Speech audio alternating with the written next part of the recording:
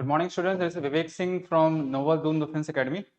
तो आज हम पढ़ेंगे कॉम्प्लेक्स नंबर्स के पीवाईक्यू क्वेश्चंस, इंपॉर्टेंट क्वेश्चंस। ठीक है, तो चलिए स्टार्ट करते हैं। तो पहला क्वेश्चन है, evaluate root over 1 plus omega square divide by 1 plus omega. Omega क्या है बच्चों? Cube roots of unity. पता ही होगा क्यूब रूट्स ऑफ यूनिटी। और कॉम्प्लेक्स नंबर में जो सबसे इंपॉर्टेंट कॉन्सेप्ट है that is cube roots of unity. इससे क्वेश्चन तो हर बार आता है, एवरी टाइम। अगर इस चैप्टर में भी नहीं आया तो कहीं ना कहीं डिटर्मिनेंट में या मैट्रिसेस में ये घुमा फिरा के आ जाएगा। तो चलिए क्यूब रूट यूनिटी के कुछ हम क्वेश्चंस करते हैं। तो पहला क्वेश्चन क्या कह रहा है कि इसकी वैल्यू बताएं। Root over 1 plus omega square divide by 1 plus omega. तो इस क्वेश्चन करने से पहले छोटा मोटा जो फॉर्मूला है आप देख ले। तो आपको पता है कि 1 प्लस ओमेगा स्क्वायर की वैल्यू होती है 0। तो अगर आप इस ओमेगा को उधर ले जाएं तो 1 प्लस ओमेगा स्क्वायर कितना हो जाएगा? Minus omega. और अगर आप इस ओमेगा स्क्वायर को उधर ले जाएं तो 1 प्लस ओमेगा कितना हो जाएगा बच्चों? Minus omega square. इसको दिमाग में रखें। उसी तरह से कुछ और शॉर्टकट फॉर्मूला है कि 1 बाई ओमेगा होता है ओमेगा स्क्वायर, और 1 बाई ओमेगा स्क्वायर होता है आपका बच्चों omega. Cube roots of unity, specially जो मैं कह रहा हूं complex cube roots of unity, एक दूसरे का रेसिप्रोकल होता है। ओमेगा का रेसिप्रोकल ओमेगा स्क्वायर का रेसिप्रोकल ओमेगा होता है। ठीक है, तो चलिए अब क्वेश्चन को स्टार्ट करते हैं। तो ऊपर में क्या लिखा हुआ? 1 plus omega square. 1 plus omega square कितना होता है बच्चों? ये होता है माइनस का ओमेगा। नीचे लिखा हुआ है 1 प्लस ओमेगा। 1 प्लस ओमेगा कितना होता है बच्चों? वो होता है माइनस ओमेगा स्क्वायर। ये माइनस माइनस काट दो, एक ओमेगा कट जाएगा तो हो जाएगा 1 बाई ओमेगा। 1 बाई ओमेगा मैंने कितना लिखा हुआ है? Omega square. ये होगा ओमेगा स्क्वायर और इसके ऊपर रूट, ओमेगा स्क्वायर का रूट, आंसर है ओमेगा। ठीक है बच्चों, चलो और कुछ क्वेश्चंस करते हैं इसके। Question number 2। क्वेश्चन नंबर 2 क्या कहता है? थोड़ा सा इजी से लेते हैं। सारे पीवाई क्यू क्वेश्चंस हैं। लिखा गया है कि ओमेगा की पावर 100 प्लस ओमेगा की पावर 200 प्लस ओमेगा की पावर 300 कितना होगा? ठीक है, तो options are 1, B 3 omega, C 3 omega square and D है 0। ठीक है, और देखो इस क्वेश्चन को करने के बहुत तरीके हैं। तो पहले मैं तो नॉर्मल तरीके से बताता हूँ। ठीक है, उसके बाद एक प्रॉपर्टी है, उस प्रॉपर्टी को यूज करके भी इसका आंसर हम बहुत आराम से ला सकते हैं। ठीक है, वो है कि आप देखो पहले हम नॉर्मल तरीके से करते हैं। तो कैसे करना है देखो। तो पहले मेथड नंबर 1, मेथड 1 शॉर्ट में लिख रहा हूं। तो करना क्या है, आपको पता है कि ओमेगा की पावर अगर कोई भी 3 का मल्टीपल है, 3 का मल्टीपल का मतलब अगर कोई ऐसा नंबर है ओमेगा के ऊपर जो 3 से पूरी तरह से डिवाइड हो जा रहा है, जैसे 6 हो गया, 9 हो गया, 99 हो गया, तो उसकी वैल्यू हमेशा होती है 1। इसको दिमाग में रखना है। ठीक है, तो अब हम यहां देखेंगे, क्या ये 100 डायरेक्टली 3 से डिवाइड हो जाता है क्या? नहीं। तो 100 से पहले ऐसा कौन सा नंबर है जो 3 से डिवाइड हो जाएगा? जो कि है 99। तो मैं इस 100 को लिखूंगा 99 प्लस 1।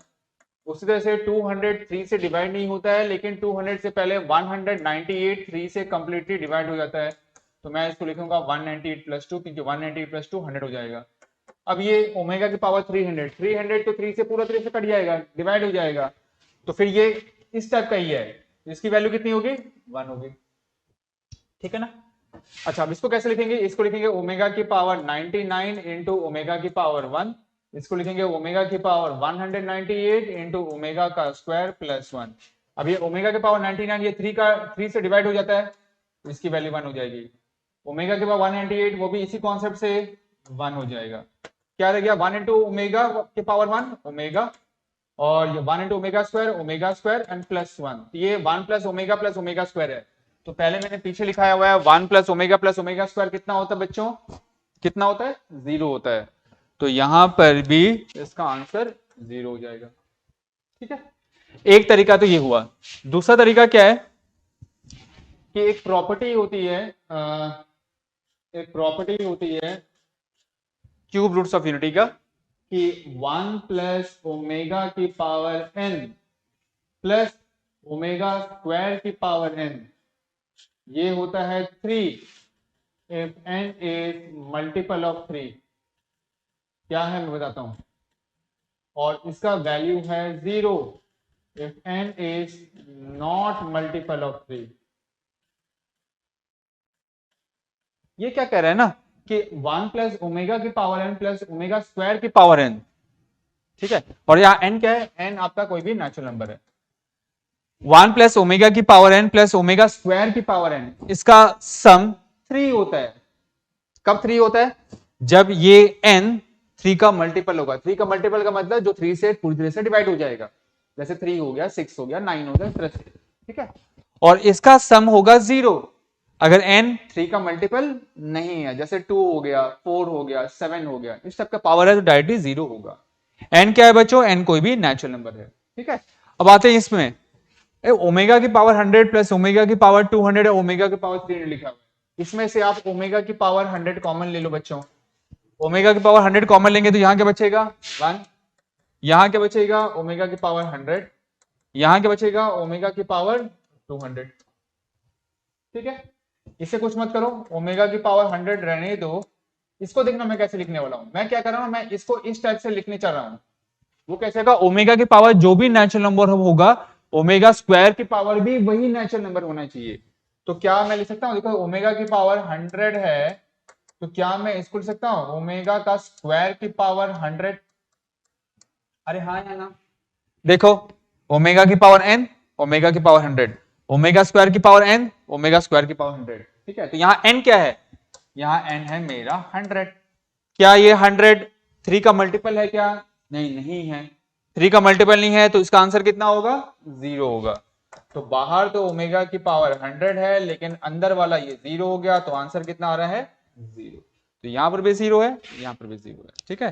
तो इस तरीके से हम इस क्वेश्चन को कर सकते हैं। क्लियर बच्चों? चलो आगे बढ़ते हैं। Question number 3। Question number 3,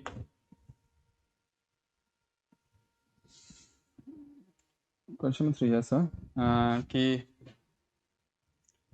if alpha and beta, if alpha and beta are roots of x square minus x plus 1 is equal to 0, what is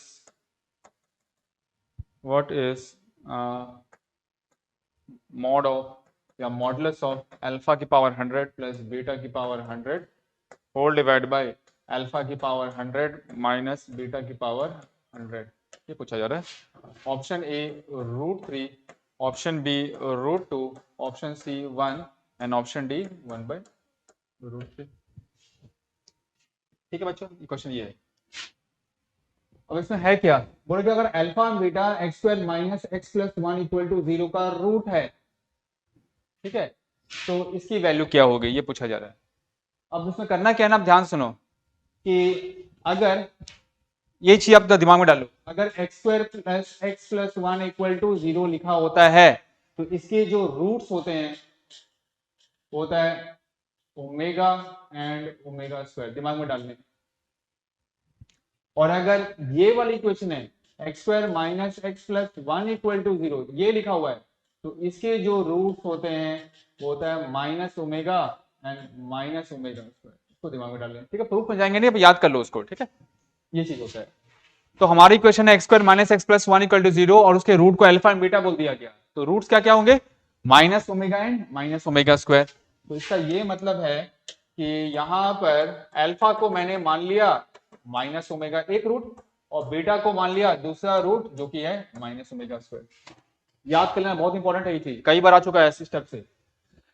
okay, अब क्या करेंगे, इसकी वैल्यू को अब यहां रखो, तो माइनस ओमेगा की power 100 plus minus omega square की पावर 100, नीचे भी माइनस ओमेगा की power 100 minus minus omega square की पावर 100 लिखा हुआ है, ठीक है। अब माइनस की पावर इवन नंबर है सब जगह, माइनस की पावर इवन नंबर है तो प्लस हो जाएगा, कोई फर्क नहीं पड़ता है।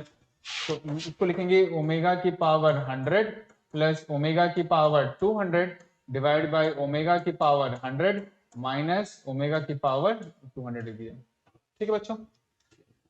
चलो आगे, अब चलो नॉर्मल कम को जैसे हम नॉर्मल तरीके से सॉल्व करते हैं वैसे ही करेंगे, जैसे ओमेगा की पावर 100 ओमेगा की पावर 200 किया था। ये पीछे देखो 100 वाले को कैसे लिखा था, 200 वाले को कैसे लिखा था, वैसे ही कर लेते हैं। ठीक है, तो हम इसको लिखने वाले हैं। हाँ फिर से एक बार और, ओमेगा की पावर 100 लिखेंगे, ओमेगा की पावर 99 शॉर्ट में लिख रहा हूं मैं, इंटू ओमेगा की पावर 1, ओमेगा की पावर 198 इंटू ओमेगा का स्क्वायर, नीचे भी ओमेगा की पावर 99 इंटू ओमेगा की पावर 1, ओमेगा की पावर 198 इंटू ओमेगा का स्क्वायर। ये सारा 1 1 1 1 हो जाएगा, बचे क्या, omega minus omega square, sorry plus था यहाँ पर, omega plus omega square divide by omega minus omega square.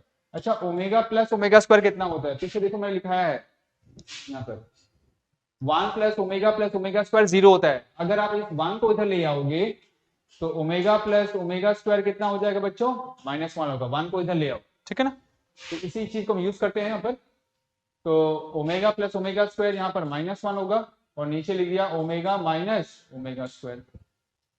ठीक है, अब आगे क्या करना है, देखो यहाँ लिख दिया -1, ओमेगा की वैल्यू कितनी होती है, ये होता है -1/2 plus √3i/2, minus omega square का वैल्यू क्या होता है, वो उसका कॉन्जुगेट होता है, -1/2 माइनस √3i/2 होता है इसका मॉडुलस। यहाँ लिखेंगे -1 डिवाइड बाय, जब ब्रैकेट खोलेंगे तो ये प्लस का 1/2 हो जाएगा, और minus half plus half cut जाएगा, और यहाँ क्या बचेगा, √3i/2 प्लस √3i/2, जो कि होगा 2 गुना ऑफ √3i/2, ये भी कैंसिल। यहाँ कितना आ रहा है, -1 डिवाइड बाय √3i। चलो अलग अलग मॉड ले लेते हैं, समझाने के लिए इतना लंबा खींच रहा हूँ, अदरवाइज मैं तुरंत कर सकता हूँ, इसमें कोई दिक्कत नहीं है। ये हो गया -1 का मॉडुलस और √3i का मॉडुलस। -1 का मॉडुलस कितना होता है बच्चों, ये तो प्लस होगा।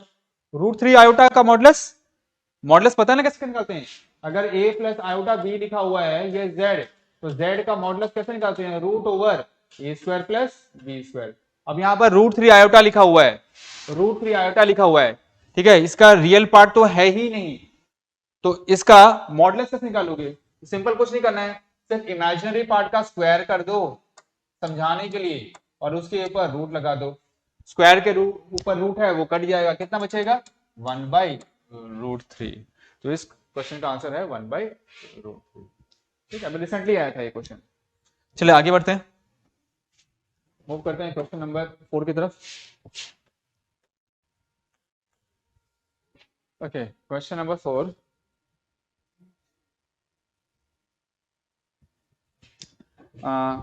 फिर से 1 minus omega divide by omega plus omega square कितना होगा। Option A √3, option B √2, option C 1, option D 4/√3। देखो बच्चों, ये ओमेगा वाले क्वेश्चन तो इतने सारे क्वेश्चन कराने का ये मतलब है, इसलिए मैं करा रहा हूँ क्योंकि जैसे बताया इसके क्वेश्चंस डेफिनेटली आएंगे, डेफिनेटली। ठीक है, बहुत ज्यादा चांस है कि आएगा। अब 100% तो बोलूंगा नहीं, 100% तो कुछ भी नहीं हो सकता है, 100% तो कोई गारंटेड भी नहीं है कि कोई चीज हो सकता है। मैं बोलूँ कि ये क्वेश्चन कंफर्म आएगा तो इसका मतलब है कि मैं बेवकूफ बना रहा हूँ, ठीक है, लेकिन इसकी ऐसे क्वेश्चन आने के चांस बहुत ज्यादा है, इसलिए मैं कराता हूँ। ठीक है, चलो फिर से प्रॉपर्टी लगाते हैं। कैसे करेंगे, तो फिर से आंसर ऊपर में 1 माइनस ओमेगा है, इसे कुछ तो हम कर पाएंगे नहीं, ओमेगा प्लस ओमेगा स्क्वायर पीछे लिखा था, ये होता है -1। इस -1 को ऊपर गुणा कर लो, तो डिवाइड है ना, तो माइनस को ऊपर ले आओ, तो माइनस से इसे मल्टीप्लाई करेंगे, ये होगा ओमेगा, और यहाँ हो जाएगा -1। ओमेगा क्या बताया था, ये होता है -1/2 प्लस √3i/2 और -1।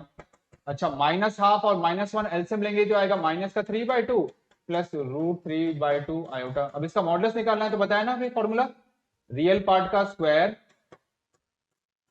प्लस ये जो इमेजिनरी पार्ट है √3/2 का होल स्क्वायर।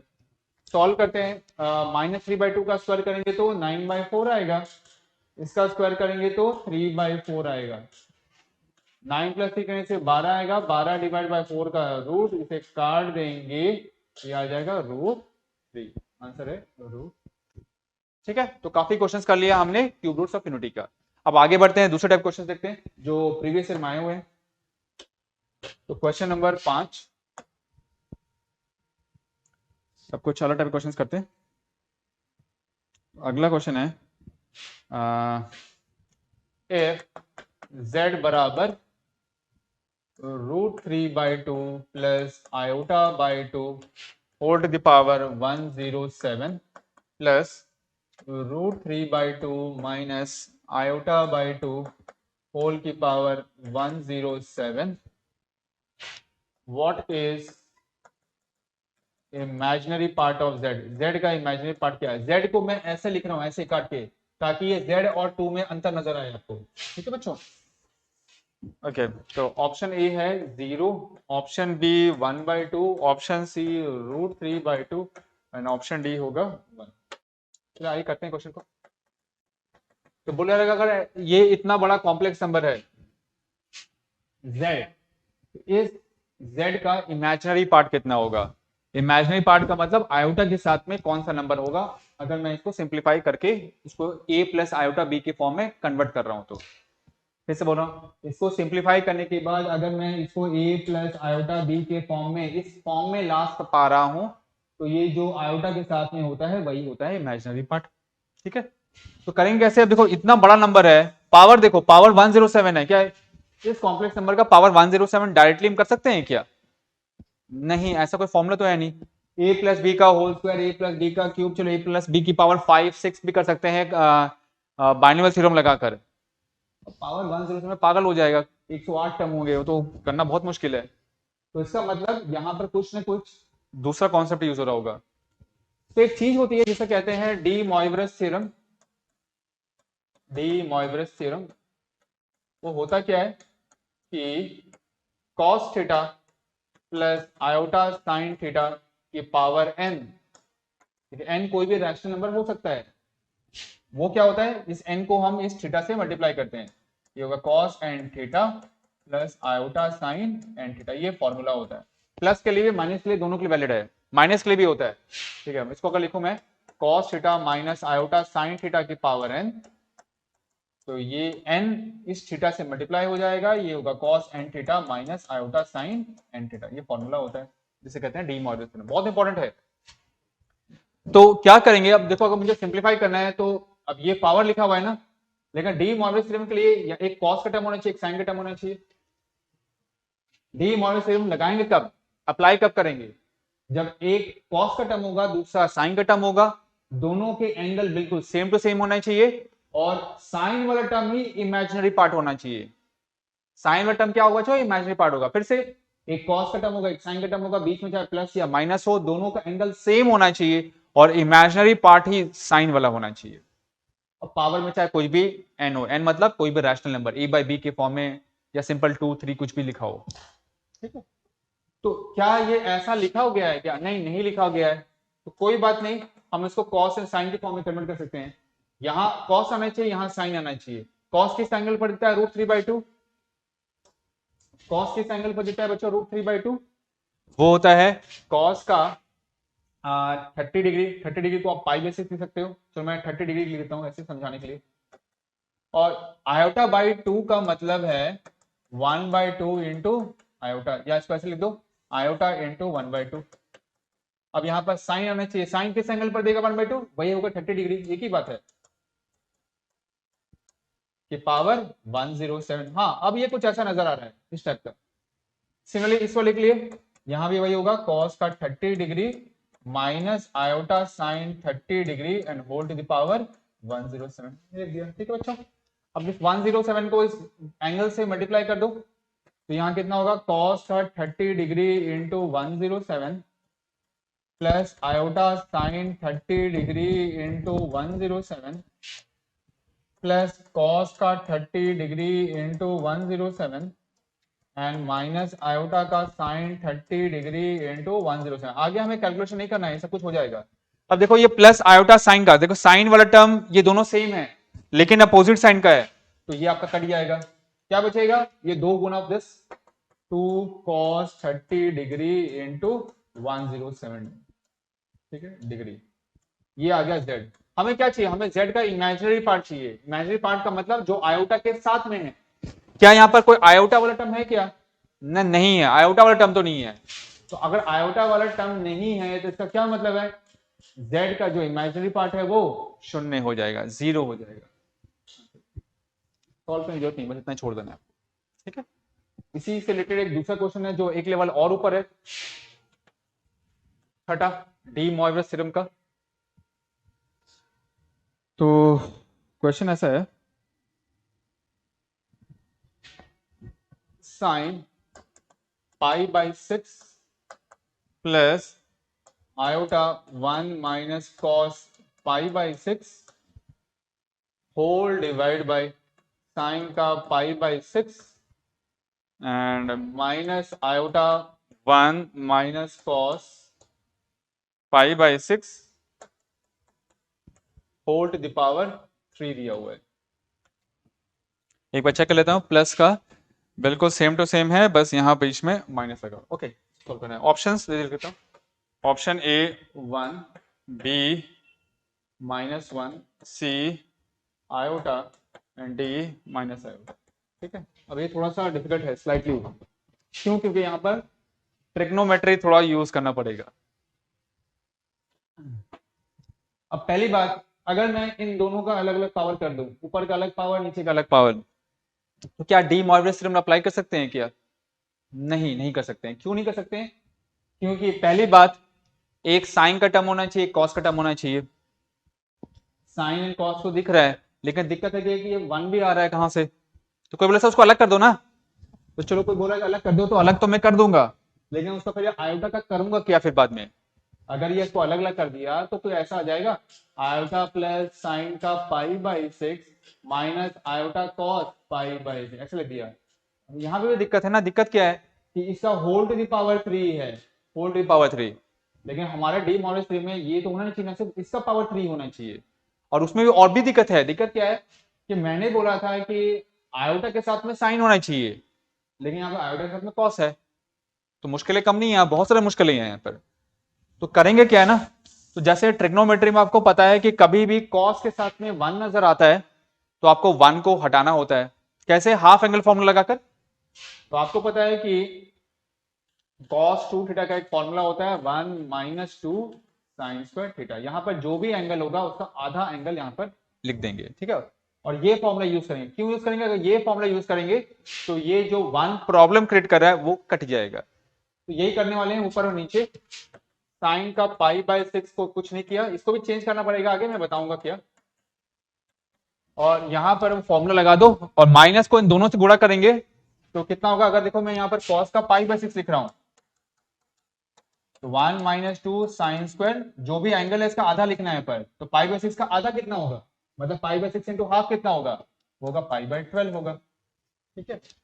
तो यहां लिखेंगे 1 minus of minus plus 2 sine square pi by 12 whole divide by, यहां पर भी साइन पाई बाय 6 माइनस का iota 1 minus 1 plus 2 sine square pi by 12 whole to the power 3।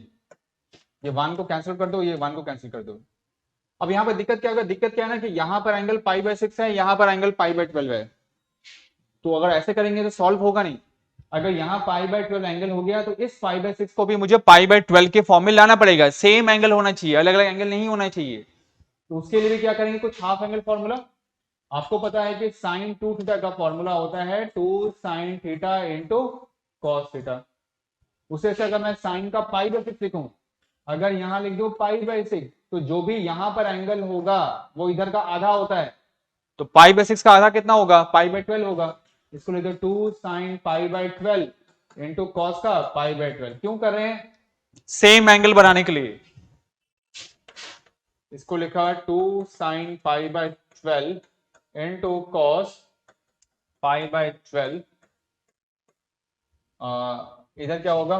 Plus का 2 iota sine square pi by 12, वही कहा है नीचे भी है 2 sine pi by 12 into cos pi by 12 minus 2 iota sine square pi by 12 whole to the power 3। ठीक है। अच्छा, एक काम कर सकते हैं क्या? ऊपर से 2 साइन पाई बाय 12 निकाल सकते हैं क्या? देखो 2 साइन पाई बाय 12, नीचे भी 2 साइन पाई बाय 12, उससे क्या होगा? वो कॉमन पार्ट कट जाएगा आपका। ठीक है, तो कॉमन पार्ट कट जाएगा 2 sin पाई बाई 12 ऊपर और नीचे, तो फिर रह क्या जाएगा हमारे पास में, ऊपर रह जाएगा सिर्फ cos का pi by 12 plus iota sine pi by 12।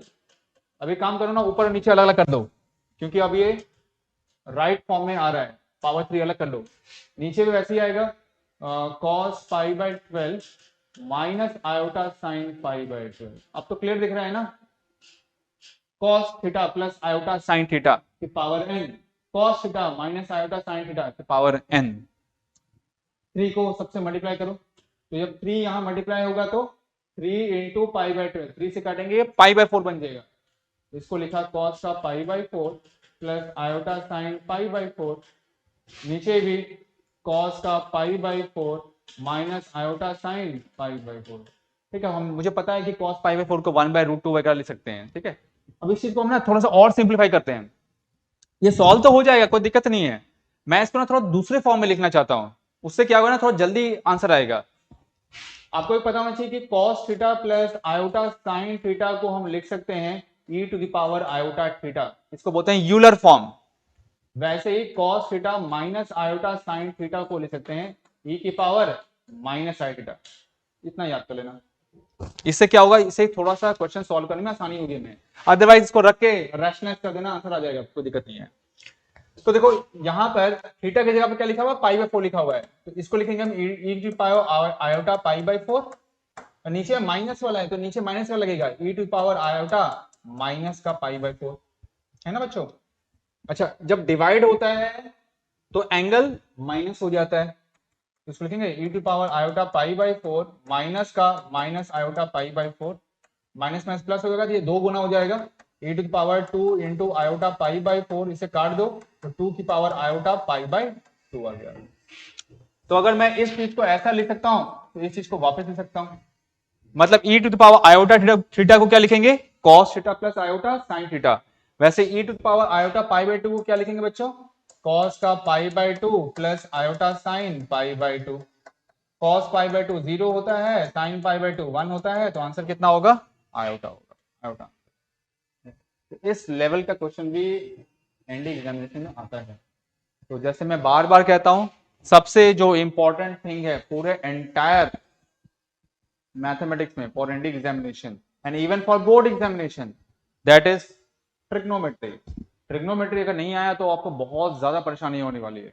Calculus नहीं आया चल जाएगा, ठीक, कॉम्प्लेक्स नंबर नहीं आया चल जाएगा, फंक्शन भी नहीं आया, चलो फंक्शन भी बहुत इंपॉर्टेंट है तभी भी मैनेज कर लोगे, लेकिन ट्रिग्नोमेट्री के बिना तो बहुत दिक्कत होगी आपको। ठीक है, आगे मूव करते हैं, क्वेश्चन नंबर 7। क्वेश्चन नंबर 7, तो अगला क्वेश्चन है, हाँ अब ये थोड़ा सा कॉम्प्लेक्स क्वेश्चन देखा है, late z1 z2 z3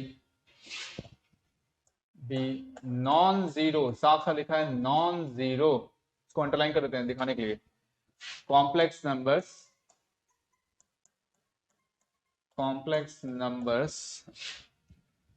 satisfying z square बराबर आयोटा z का conjugate, what is z1 plus z2 plus z3। ठीक है, option A iota, option B minus iota, option C 0 और डी है 1। ठीक है, अब ऐसे क्वेश्चंस ना बहुत ज्यादा लेंथी होते हैं और एनडी में कई बार आ चुका है इस टाइप का, इसी पैटर्न का। ठीक है, लग रहा है छोटा सा, लेकिन छोटा सा नहीं, यही सब लेंथी क्वेश्चन होते हैं, केसेस बना के हमें सॉल्व करना होता है। तो बोल रहा है z1 z2 z3 अगर कोई भी नॉन जीरो कॉम्प्लेक्स नंबर्स हैं, मतलब रूट्स हैं इस इक्वेशन के अगर ये 3 रूट्स हैं z1 z2 z3, तो बताइए इन तीनों को जोड़ने पर कितना आएगा, इन तीनों का सम कितना होगा, ये पूछा जा रहा है। ठीक है, तो ऐसे क्वेश्चन को करने का एक ही तरीका होता है, सब क्वेश्चन ऐसे एक ही तरीके से करेंगे। ठीक है, और ये बहुत इंपॉर्टेंट है एनडी के लिए, करना कैसे है आइए देखते हैं। तो देखो बच्चों, अब यहाँ पर सिंपली लिखा हुआ है z का स्क्वायर बराबर आयोटा z का कॉन्जुगेट, बोला इसमें z1 z2 z3 निकाले, ये z1 z2 z3 कहां से आ जाएगा, कुछ तो दिख नहीं रहा है यहाँ पर। ठीक है, बस ये लिखा कि ये इसको सेटिस्फाई कर रहा है, तो करना क्या है ना, ऐसे क्वेश्चंस में आप z को मान लो, देखो आगे सॉल्व तो कुछ कर नहीं पाएंगे यहाँ पर, तो आप z को मान लो, क्या मान लो, x प्लस आयोटा y मान लो, रखिए यहाँ पर।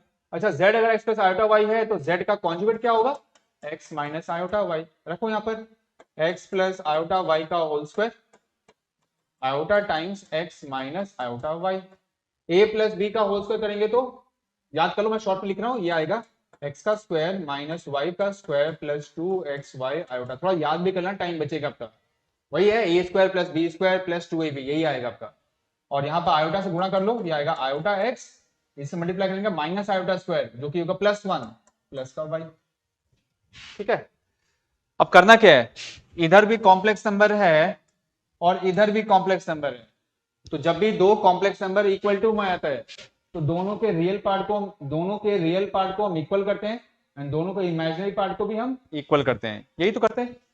तो करना क्या पड़ेगा, पहले इमेजिनरी पार्ट को लेते हैं, इमेजिनरी पार्ट यहाँ कितना है 2xy और यहाँ इमेजिनरी पार्ट कितना है y, इधर रियल पार्ट कितना है, सॉरी मैंने गलती दी यहाँ पर, सॉरी फॉर दैट, यहाँ इमेजिनरी पार्ट कितना है 2xy और यहाँ इमेजिनरी पार्ट क्या है, आयोटा के साथ में क्या है बच्चों, x है, ये हो गया क्वेश्चन नंबर 1। रियल पार्ट इधर दिख रहा है आपका x square minus y square और यहाँ रियल पार्ट दिख रहा है y, ठीक है, इनको ही आपस में सॉल्व करके हम x एंड y की वैल्यू निकालेंगे, ठीक है। तो कैसे निकलेगा आप देखिएगा, सबसे पहले यहाँ पे जो सबसे सिंपल सी इक्वेशन है उसको हम यूज करेंगे, जो कि पहला इक्वेशन है 2xy बराबर x, तो पहला इक्वेशन लेंगे 2xy बराबर x। अब x एक्सिस मत उड़ाना, अगर x एक्सिस उड़ा दिया तो एक रूट आपका मिलेगा नहीं, आपको पता नहीं चलेगा, कहने का मतलब कभी भी अगर ऐसा वेरिएबल है तो वेरिएबल को ऐसे काटते नहीं है, नहीं तो एक रूट आपका मिस हो जाएगा। तो क्या करेंगे, आप x को उठाकर लेफ्ट साइड में ले जाओ और x कॉमन ले लो, जब x कॉमन लेंगे तो ये कुछ ऐसा नजर आएगा, ठीक है। अब दोनों को 0 के बराबर कर दो, x आ जाएगा 0, 2y माइनस 1 आ जाएगा 0, x की वैल्यू आ रही है 0 और y आ रहा है हाफ, इसको आप नोट करके रख लें, ठीक है। और इसी वैल्यू को हम यूज करके सेकेंड इक्वेशन को सॉल्व करेंगे, वो कैसे होगा, केस बना बनाकर। तो केस नंबर 1, पहली बार x की वैल्यू 0 ले लो और सेकेंड इक्वेशन में डाल दो x square minus y square बराबर 1, रखो x की वैल्यू 0 तो ये शून्य हो जाएगा, माइनस का वाई स्क्वायर बराबर y को इधर ले आओ तो minus y square minus y बराबर 0, माइनस वाई कॉमन ले लो तो y प्लस 1 बराबर 0, दोनों को 0 माइनस को उड़ा दो यहाँ से क्रॉस मल्टीप्लाई करके, तो y कितना आएगा 0, इसको बराबर 0 करेंगे तो y बराबर आएगा माइनस का 1, x 0 लिया तो y 0 आ रहा है, x 0 लिया है तो y माइनस 1 आ रहा है। क्या करना है, इन सारे वैल्यू को ये z में रखो, यही है ना z x and y, z ही तो निकालना है हमें इसमें। तो आप जब z में एक बार x रखोगे 0 और y भी रखोगे 0, कितना आएगा 0 plus 0 which is equal to 0, z आ रहा है 0, लेकिन अब ये जो z निकाल रहे हैं ये है क्या, ये इन सभी का रूट है, मतलब ये z1 z2 z3 निकाल रहे हैं।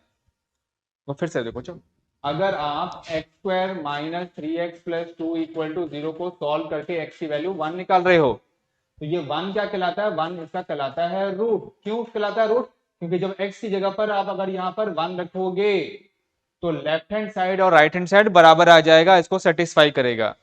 तो वही अगर मैं इसको सॉल्व करके z निकाल रहा हूं तो ये z क्या है, z इस इक्वेशन का रूट है, रूट का मतलब हम z1 z2 z3 निकाल रहे हैं, लेकिन रूट लिखा है कि 0 नहीं होना चाहिए, तो ये तो मेरा होगा ही नहीं, तो दूसरा वैल्यू कहां से आएगा, x 0 ले लो y माइनस 1 रख दो यहां पर, और चलो उसको मैं z1 बोल देता हूं, तो z1 कितना आएगा 0 प्लस आयोटा इंटू माइनस 1, मतलब z1 is equal to minus iota, ये पहला रूट हो गया, ठीक है। और फिर केस नंबर 2, हमने केस नंबर 1 इस्तेमाल कर लिया, केस नंबर 2 यूज करते हैं। केस नंबर 2 में क्या करना है, केस नंबर 1 में x इक्वल टू 0 का इस्तेमाल कर लिया, दो वैल्यू आ गई, इससे हमारा एक रूट आ गया।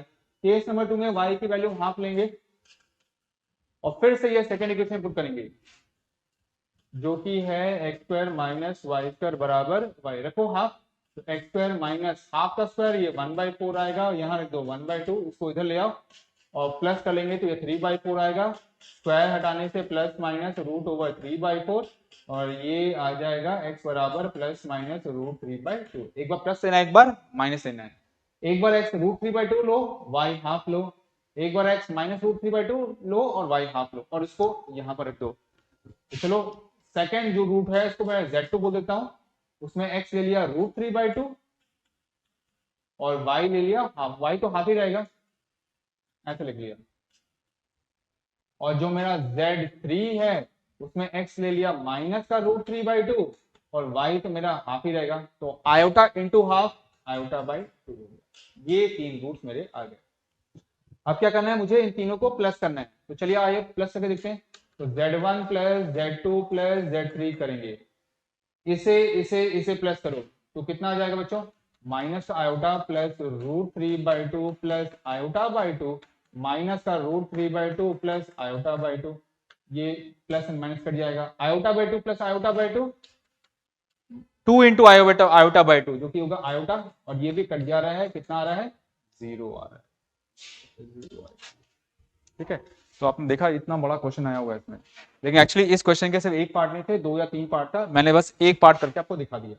कभी भी इतना लेंथी क्वेश्चन है ना, कभी एक पार्ट हो ही नहीं सकता, इसके 2 या 3 पार्ट्स होते हैं जरूर, अदरवाइज कौन करेगा इतना बड़ा क्वेश्चन। देख के समझ में आ रहा है, ऐसे क्वेश्चन में केस बनेगा आपका, ठीक है ना।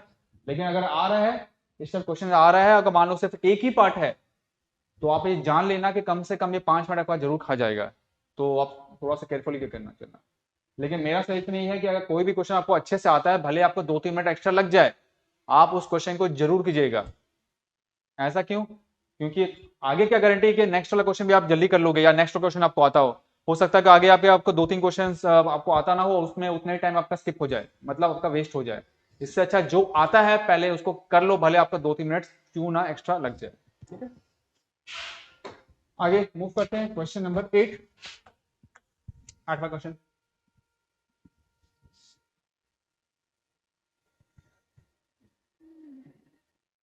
अच्छा, अब ये थोड़ा सा टफ क्वेश्चन है, एक बार आ चुका है। लिखा है if mod of z plus 3, sorry, if mod of z plus 5 less than or equal to 3 है, find maximum value of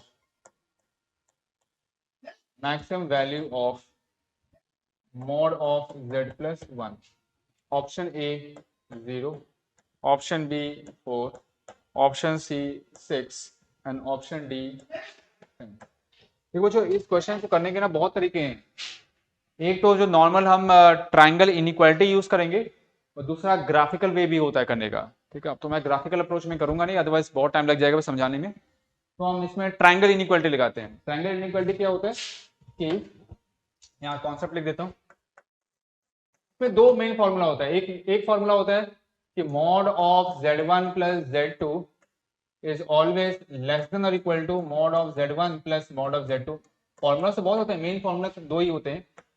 दूसरा फॉर्मूला होता है mod of z1 minus z2 is always greater than और equal to mod of z1 minus mod of z2 का modulus. ऐसा चीज होता है। ठीक है, कहीं कहीं पे मॉड लगाते नहीं तो ऐसे छोड़ देते हैं इसको, ऐसे ही mod of z1 minus mod of z। कहीं कहीं पे मॉडुलस लगाते हैं, कहीं पे ऐसे छोड़ दिया जाता है, कोई फर्क नहीं पड़ता उससे। तो अब करना क्या है, पूछा जा रहा है कि मैक्सिमम वैल्यू निकालो z प्लस 1 का मॉडुलस का। ठीक है, मैक्सिमम वैल्यू।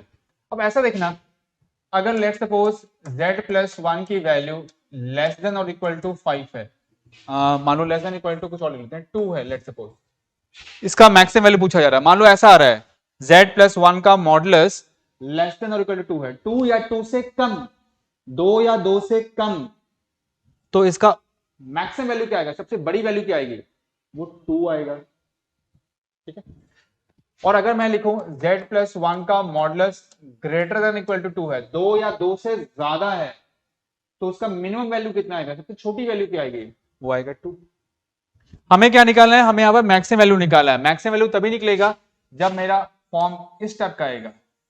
जब इस फॉर्म में आएगा, यही वाला मेरा मैक्सिमम वैल्यू होगा। ठीक है, तो मुझे z प्लस 5 के मॉडुलस लेस देन और इक्वल टू 3 को किसी भी तरीके से इस फॉर्म में लाना है। अब वो कैसे होगा, आइए देखते हैं।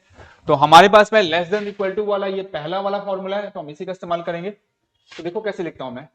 तो यहाँ पे लिखा हुआ है z+5। स्टार्ट करते हैं यहां से, जो पूछा जा रहा है z+1 के मॉडुलस का इस्तेमाल करना है। ठीक है, तो क्या मैं इसको लिख सकता हूँ? देखो z+1 का मॉडुलस का वैल्यू पूछा जा रहा है और मुझे z+5 का वैल्यू पता है 3 या 3 से कम। तो मैं z+5 को z+1 को z+5 के फॉर्म में लाऊंगा। उल्टा भी कर सकते हैं, लेकिन जनरली जो पूछा जाता है ना उसको जो गिवन फॉर्म है उसमें लाओ। वो कैसे होगा? इसको लिख सकते हैं z+5 और इसमें से 4 घटा लो। 5 में से 4 घटाएंगे तो एक ही तो आएगा। ठीक है, अब ये काम करेगा ना, अब ये वाली प्रॉपर्टी यूज करेंगे। आप इस चीज को एज z1 मान लो, इस चीज को आप z2 मान लो। ठीक है, तो फॉर्मूला लगाओ, ये वाला, ये कितना हो जाएगा? लेस देन इक्वल टू पहले वाले का मॉडुलस प्लस दूसरे वाले का मॉडुलस। अब कोई प्लस है, यहाँ पर प्लस लिखा है, यहाँ माइनस लिखा है, तो कोई बात नहीं, चलो वो भी तुमको समझा देता हूं।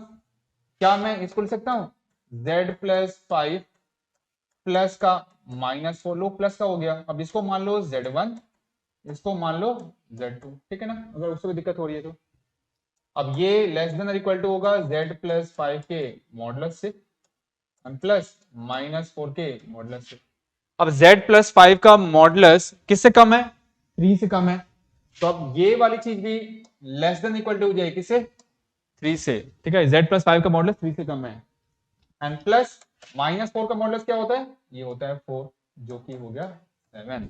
इसका मतलब है शुरुआत हमने यहां से किया था और इसको यूज करते करते यहां तक पहुंच गया। तो इसका मतलब z+1 का मॉडुलस यहाँ पर लेस देन इक्वल टू है, ये चलते रहेगा। लेस देन और इक्वल टू साफ से लिखते हैं, z+1 का मॉडुलस लेस देन और इक्वल टू 7 है। 7 या 7 से कम है, तो फिर मैक्सिमम वैल्यू कितना होगा? मैक्सिमम वैल्यू मेरा 7 होगा। ठीक है, अच्छा यहाँ पे कुछ 7 नहीं आ रहा है, कुछ मिस्टेक है इसका मतलब। एक मिनट चेक करने दो मुझे। मैक्सिमम वैल्यू निकालना है z+1 का, कुछ मिस्टेक किया है।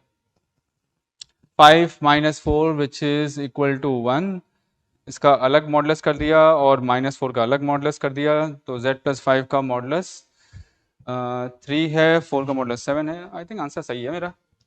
एक मिनट चेक कर लेते हैं। 0 4 6 10 प्लस 5 3 z+1 मॉडुलस। ठीक है, चेक कर लेते हैं फिर से। z+1 को लिखा है 5 - 4, 5 - 4 मेरा 1 हो जाएगा। इसका अलग मॉडुलस कर दिया, +5 ले दिया, प्लस -4 कर दिया, less than equal to z+5 and plus -4 का मॉडुलस अलग हो जाएगा। z+5 की जगह पर मैंने लिख दिया 3 और यहाँ लिख दिया -4 की जगह पर 4 और होगा लेस देन 7। बच्चों यही आंसर होगा। ठीक है, इसमें मिस्टेक है, ये आंसर नहीं होगा। चलो आगे मूव करते हैं। Question number 9। Question number 9। अब इसमें क्या है? अगला लिखा हुआ है कि z का conjugate plus 3 minus iota z plus 3 plus iota z का conjugate plus 1 is equal to 0 represent a circle. अगर ये सर्कल है, ठीक है, तो फिर इसका सेंटर एंड रेडियस बताओ। पहला लिखा हुआ है सेंटर -3, -1 और रेडियस शॉर्ट में लिख रहा हूं 3 दिया हुआ है। सेकंड है सेंटर है -3, 1 और रेडियस है मेरा 3। सी सेंटर है -3, -1 रेडियस है 4 और डी सेंटर है -3, 1 और रेडियस है मेरा 4। ये दिया हुआ है। ठीक है, तो देखो ऐसे क्वेश्चन को भी करने के दो तरीके हैं। एक तो तरीका वही है कि z की जगह पर आप x प्लस आयोटा y मान लो, सॉल्व करो, पूरा सॉल्व करो, फिर दोनों साइड रियल पार्ट को इक्वल करो, दोनों साइड इमेजिनरी पार्ट को इक्वल करो, तो अपने आप तुम्हारा सर्कल के फॉर्म में आ जाएगा। जैसे हम कोऑर्डिनेट ज्योमेट्री में करते हैं, इस फॉर्म में आ जाएगा कुछ जैसे 2x² + 2y² + 5x + 6y + 8 = 0, तो इस फॉर्म में आ जाएगा। फिर आप x² और y² क्वेश्चन को 1 बनाएंगे, कैसे? 2 से डिवाइड करके, और फिर सेंटर निकालेंगे जैसे हम सर्कल में पढ़ते हैं। ठीक है, एक तरीका तो वो है। दूसरा तरीका क्या है ना, कि जो सर्कल की इक्वेशन जो होती है हमेशा कॉम्प्लेक्स नंबर में, वो इस फॉर्म में होता है।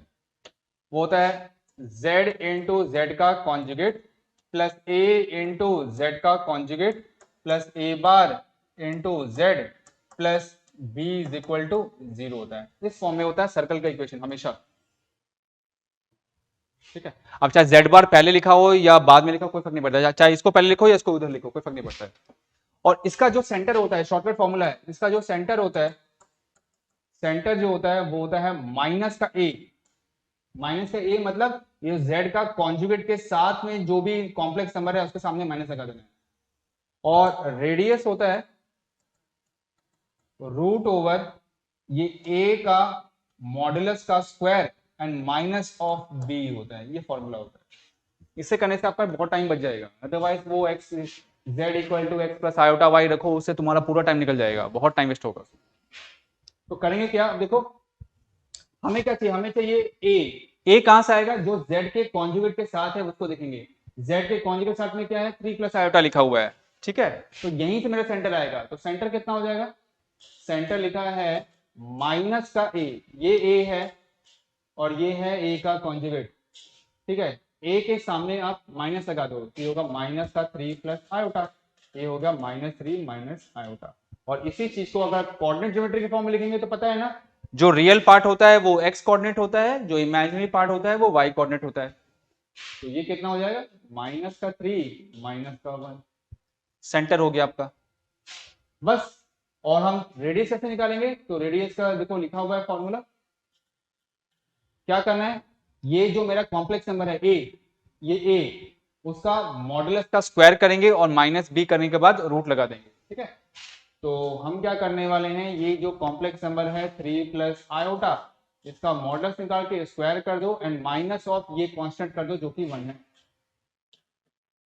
कितना आएगा इसका मॉडुलस, 3 का स्क्वायर प्लस 1 का स्क्वायर, इसका रूट और उसके ऊपर स्क्वायर लगा हुआ है एंड माइनस का 1।